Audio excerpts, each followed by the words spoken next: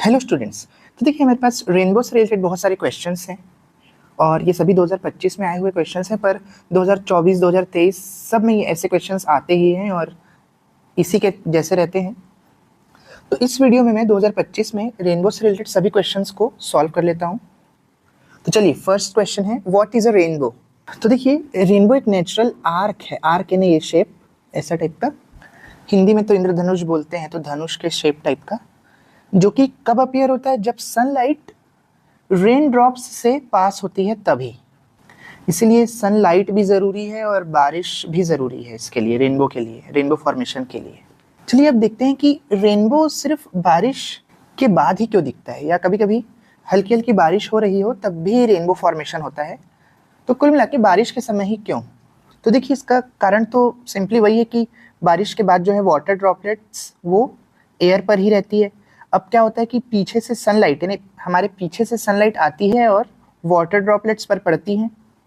अब क्या होता है कि वाटर ड्रॉपलेट्स में जो लाइट रहती है वो पहले तो रिफ्रैक्ट होती है, बैंड की जगह रिफ्रैक्ट वर्ड लिख सकते थे, फिर बहुत सारे कलर्स में स्प्लिट होती है, फिर एक बार रिफ्लेक्ट होके हमारी आंखों पर पड़ती है। अभी इसका हम रे डायग्राम बनाएंगे तो उसमें ये सभी प्रोसेसेस क्लियर हो जाएंगी कि कब रिफ्रैक्शन हो रहा है, कब रिफ्लेक्शन हो रहा है, और डिस्पर्शन भी होता है, यानी लाइट अपने कलर्स में स्प्लिट भी हो जाती है। तो ये सब चीज़ें अभी अपन रे डायग्राम में और अच्छे से समझते हैं। तो चलिए, थर्ड पार्ट है इसका, रे डायग्राम। तो देखिए, मैंने अपनी पुराने प्रीवियस ईयर के क्वेश्चंस में इस डायग्राम को यूज़ किया है। उसी डायग्राम को मैं यहाँ पर कॉपी करता हूँ और आपको बहुत ही अच्छी तरह से एक्सप्लेन करता हूँ। तो देखिए, ये रहा रे डायग्राम। इसमें क्या होता है कि सन से ये लाइट आती है और यहाँ पर रिफ्रैक्शन होता है, और रिफ्रैक्शन के साथ ही डिस्पर्शन भी हो जाता है। डिस्पर्शन यानी क्या होता है कि लाइट का अलग अलग कलर्स में डिवाइड हो जाना पूरा। तो यहाँ पे लाइट क्या होती है, पूरे अलग अलग कलर्स में डिवाइड हो जाती है और साथ साथ रिफ्रैक्शन भी होता है। असल में क्या होता है कि ये वाटर ड्रॉपलेट्स है ना, ये छोटे छोटे प्रिज्म्स की तरह काम करती है, और प्रिज्म भी क्या करता है कि लाइट को अपने अलग अलग कलर्स में डिवाइड कर देता है। तो ये प्रिज्म की तरह ही काम करती है और लाइट को अलग अलग कलर्स में डिवाइड कर देती है।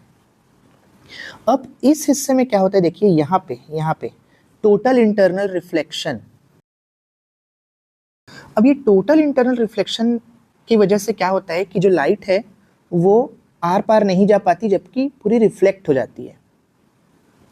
हालांकि मीडियम ट्रांसपेरेंट है, पर उसके बाद भी लाइट आर पार नहीं जाती और उसी मीडियम में रिफ्लेक्ट हो जाती है। और उसके बाद यहाँ पे एक बार फिर से रिफ्रैक्शन होता है और ये लाइट हमारी आंखों तक पड़ जाती है। तो इसी कारण हमें रेनबो दिखाई देता है। तो देखिए, मैंने रेनबो से रिलेटेड सभी क्वेश्चंस को सॉल्व कर लिया है। तो अगर आपको ये वीडियो अच्छा लगा हो और समझ में आया हो तो वीडियो को लाइक और चैनल को सब्सक्राइब ज़रूर करें। Thank you.